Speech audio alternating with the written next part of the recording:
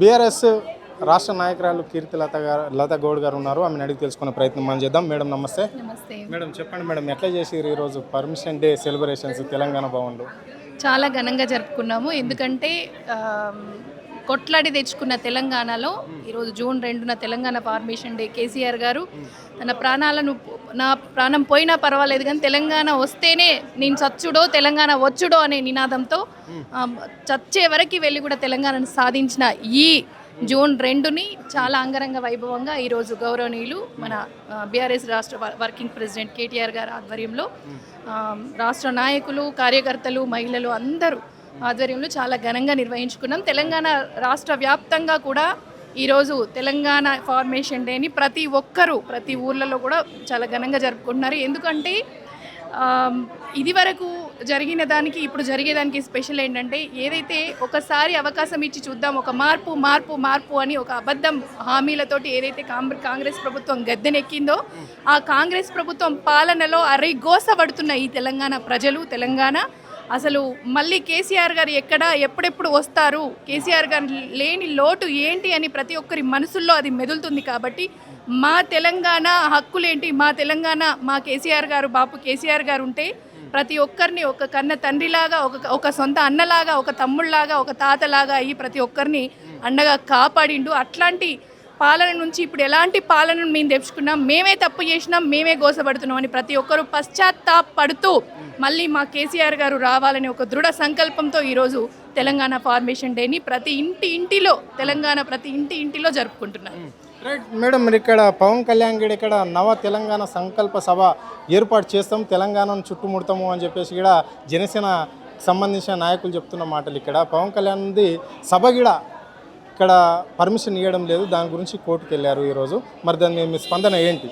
ఇప్పుడు ఎవరు ఏ సభనన్నా నిర్వహించుకోనియండి, మన తెలంగాణలో ఏపీలో ఉంది, ఏ సభ నిర్వహించుకుంటారు ఏంటి అనేది వాళ్ళ ఏపీలోనే చూసుకుంటారు. ఇప్పుడు ఇక్కడ తెలంగాణ ఉద్యమంలో ఉన్నారా వాళ్ళు? తెలంగాణ సాధించడంలో ఏమైనా వాళ్ళ పాత్ర ఉందా? తెలంగాణ ప్రజల పాత్ర, తెలంగాణ కేసీఆర్ గారి పాత్ర, తెలంగాణలో ఎంతోమంది బలిదానంతో వచ్చిన ఈ తెలంగాణలో ఈరోజు అంతా రెడీ అయినాక వచ్చి మేమేదో చేస్తాము అంటే ఎవరు నమ్మే పరిస్థితులలో తెలంగాణ ప్రజలు ఎవ్వరూ లేరు. వాళ్ళ రాజకీయం అంతా ఏపీ, వాళ్ళు అక్కడే చూసుకోవాలి. ఖచ్చితంగా వాళ్ళకి ఎలాంటి రైట్ లేదు. ఎందుకంటే ప్రతి ఒక్కరికి తెలుసు ఇది మా హక్కు, ఇది మాది. నువ్వు అక్కడ చేస్తావు ఇక్కడ చేస్తావంటే ఎట్లా? నీ ఇంట్లో నువ్వు చూసుకో, నీది అక్కడ ఉంది కాబట్టి నువ్వు అక్కడ రాజ్యం వెళ్తున్నావు కాబట్టి నీ రాజ్యంలో నువ్వు చూసుకో, మా రాజ్యంలో మేము చూసుకుంటాం. మళ్ళీ ఇదివరకు ఎప్పుడైతే తెలంగాణ రాకముందు ఈ రెండు రాష్ట్రాలు కలిసి ఉన్నప్పుడు ఎంత గోసపడ్డాము తెలంగాణ ప్రజలు. తినడానికి తిండి లేక, తాగడానికి నీళ్లు లేక, కనీసము ఉపాధి లేక బొంబాయి, దుబాయ్ అని వలసలు పోయి అరిగోసపడ్డారు ప్రజలందరూ కూడా. మా ఊర్లో అసలు మా నాన్నకి యాక్చువల్గా వెల్డింగ్ షాప్ ఉండే.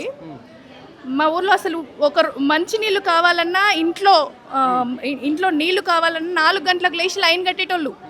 తెలంగాణ రాష్ట్రం రాకముందు, కేసీఆర్ సార్ లేకముందు. అంటే ఆ 4 గంటలకు వెళ్ళి నా బిడ్డలు ఎక్కడ లైన్లు కట్టిన బిడ్డలు ఎక్కడ గోసపడతారో అని చెప్పి నా తండ్రి ఆలోచించి ఒక డ్రమ్ముని, ఒక రిక్షాని తీసుకొచ్చి ఒక డ్రమ్ముని చేసి ఎక్కడో బావి దగ్గర ఎక్కడో వస్తే తీసుకొచ్చి వచ్చేటోడు. అట్లాంటి తండ్రి గుణం. మా నాన్న అయితే మీ ముగ్గురు బిడ్డలము. మా నాన్నకి మా అమ్మ ఈ ఆడబిడ్డల గోస చూడలేక మా నాన్న ఏదో తన తెలివితో ఉపాయం చేసిండు. కానీ తెలంగాణ రాష్ట్ర ఆడబిడ్డలందరి కోసం ఉపాయం చేసింది మన బాపు కేసీఆర్ గారు.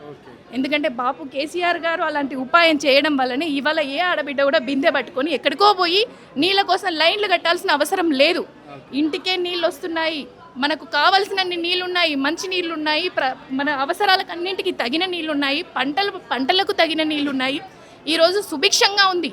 మళ్ళీ ఆ సుభిక్షమైన తెలంగాణను ఈ 2.5 సంవత్సరాలుగా, 2.5-3 సంవత్సరాలుగా చాలా గోసపడుతున్నారు. ఎందుకంటే అబద్ధపు హామీలు నమ్మిర్రు కాబట్టి.